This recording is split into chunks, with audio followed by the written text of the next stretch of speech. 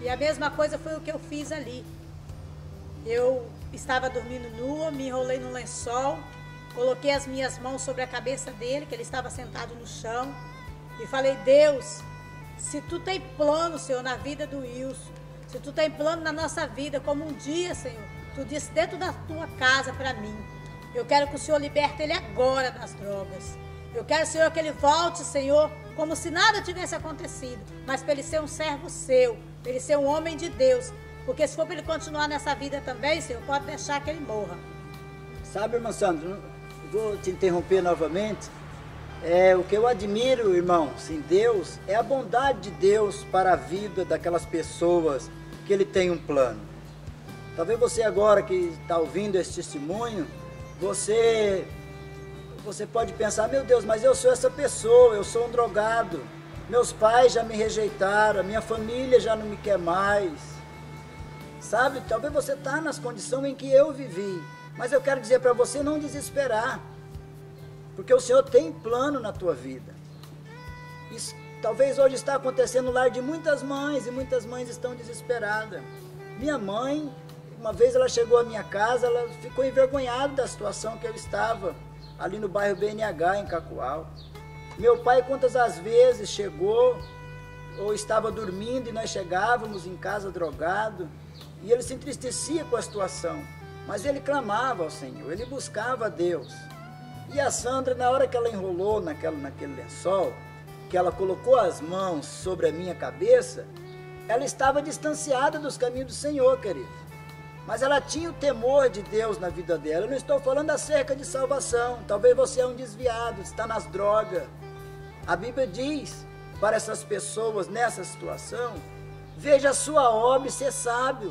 Arrepende-te enquanto é tempo. Deus está te dando uma oportunidade para você voltar para os caminhos do Senhor.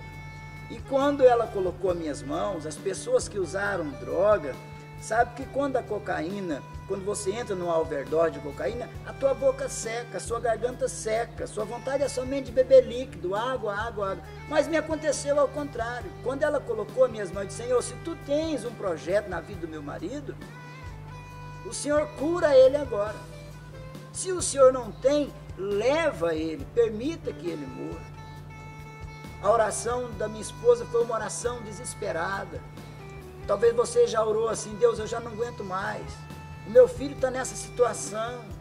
Deus, o meu esposo está nessa situação.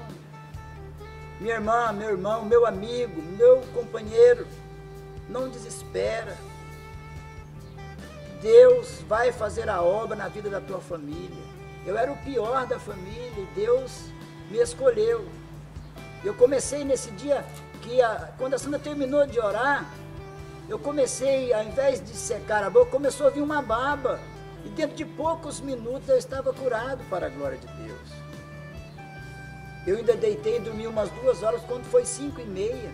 Chegou um rapaz na minha casa, nós tínhamos marcado de ir a ministro Andreasa. Eu ia apresentar ele para um chefão da droga. Esse chefão da droga, hoje a polícia matou ele. Ele morreu lá em ministro Andreasa. E esse rapaz chegou na minha casa às 5h30 da manhã. O ônibus passava às 6 horas. Nós íamos pegar esse ônibus e nós íamos para o ministro Andreasa, porque eu já estava enjoado de buscar droga, entregava para ele, eu não tinha lucro nenhum. Mas ele era uma segunda pessoa minha ali na cidade de Cacoal, uma pessoa da minha confiança. Então eu combinei com ele. Eu disse: olha, eu vou te apresentar você ao meu chefe maior. E nós já marcamos o local e tudo. Mas você fala pouco. Tenha cuidado no que fala. E quando a gente está nessa vida, quando a gente sabe muito, morre logo. Eu passei por isso. Mas Deus teve misericórdia da minha vida. Permitiu que eu estejasse aqui para dizer para você: não desesperar, não desanimar. Às 5h30, quando ele chegou à minha casa, esse jovem, a minha esposa disse: você vai ainda à procura de droga? E nós tínhamos muitas drogas em casa para vender. Eu tinha um freezer, e esse freezer estava cheio de drogas, os papelotes, as parangas, tudo pronta, as vidretas prontas para vender. E a minha esposa, nessa época, estava já viciada em droga. Quando ela não tinha a nossa separada, ela tirava, abria aqueles papelotes, tirava um pouquinho de cada, ela já não aguentava, porque cheirava e amarrava novamente para vender. A nossa vida, nós estávamos num abismo, tínhamos muito dinheiro, o diabo nos dava tudo, mas Deus tinha um projeto maior na nossa vida. E nesse dia, quando a Sandra orava, ela fez um voto a Deus. Se o Senhor curar o meu marido, à noite eu prometo levar ele na casa do Senhor, para ele poder assistir um culto, para ele ouvir da tua palavra. E esse pastor, que era o pastor da minha sogra, pastor Adilson Neves Pereira, homem de Deus, que teve muita paciência comigo, que é um dos orgulhos que eu tenho de mencionar o nome aqui nesse testemunho, porque ele foi sábio em cuidar de mim no momento em que eu vivia nessa situação. Esse pastor, ele usava somente naquela época umas camisas de viscose, eu via ele sempre com uma camisa de viscose.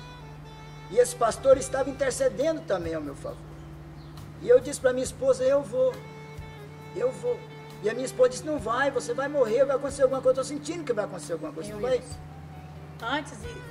Antes desse dia, irmãos, eu ia buscar drogas. Sempre era eu que ia, porque o Wilson, mesmo nessa vida do crime, ele continuava trabalhando. Ele tinha o trabalho dele, ele trabalhava numa madeireira e era uma pessoa muito trabalhador, graças a Deus, foi um homem, sempre foi muito trabalhador. Então, como eu não fazia nada, as mulheres no Brasil geralmente não trabalham fora, a maioria fica em casa, cuidando dos filhos e da sua casa, né? Era eu que ia buscar as drogas. Quando eu ia lá, eu trazia a quantidade que eu queria sem problemas. Eles me mostravam a droga, mandavam eu escolher a droga que eu queria e eu trazia sem problema nenhum. Quando o Wilson ia lá, eles já faziam aquela pressão, já ameaçava ele, que ele tinha que comprar uma quantidade maior para ficar devendo a eles. E eu sempre falei com ele que ele comprasse simplesmente o dinheiro que ele tinha, que não trouxesse para ficar devendo a eles. Porque no mundo das drogas, uma vez que você fica devendo a eles, você está preso na mão deles. Porque eles começam a te pressionar cada vez mais, começam a te prender aquele mundo deles. Então eu sempre falava para o Wilson, olha, não traz mais do que você tem dinheiro para trazer. Traz somente a quantidade que você tinha. E naquele dia eu insisti muito para que ele não fosse buscar drogas. Porque eu sabia que se Deus tinha libertado ele daquela overdose, é porque Deus ia salvar ele. E eu sabia que o diabo ia tentar contra a vida dele naquele dia.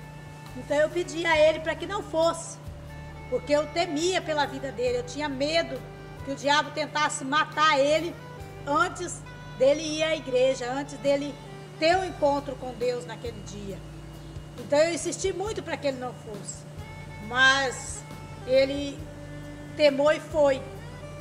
E quando ele chegou ali, essa parte ele pode contar, que foi muito difícil para ele conseguir sair daquele lugar com vida. Não foi, Wilson? No momento em que eu cheguei naquela cidade, por nome de Ministro Andreasa, quando eu embarquei no ônibus, que eu acho importante, meu querido, que quando Deus tem um plano, Ele trabalha e tem as formas de trabalhar. Quando eu entrei dentro do ônibus, estava tocando um hino do Matos Nascimento. E eu fui ouvindo aquele hino, não sei, talvez o motorista era evangélico, não sei. E eu fui ouvindo aquele hino até Ministro Andreasa, de Cacoal a Ministro Andreasa. E quando chegamos lá na boca, como diz os malandros, entramos no local, eu entrei, mas esse rapaz, eu orientava ele a não falar muito. Quando entramos, eu senti que a casa ia cair. Eu senti que as coisas não estavam bem. Algo me dizia que alguma coisa estava mal. Quando entramos naquele local, ele estava cercado de polícia. E ali nós conseguimos escapar numa moto. Entramos por um sítio, por uma linha, como diz lá. Trocamos tiro com a polícia, corri pelo meio do mato. Mas eu jamais pensava que um dia eu ia aceitar a Jesus. Aquela vida para mim eu pensava que estava bem. Foi como eu disse, a palavra de Deus diz que há caminho que ao homem parece direito. Mas o final é caminho de morte, é abismo, é fracasso. Eu estava no fracasso, mas eu achava que eu estava bem. Eu não dormia, eu não podia ouvir um barulho na minha casa, lá de fora, de nada, porque aquilo me deixava desesperado.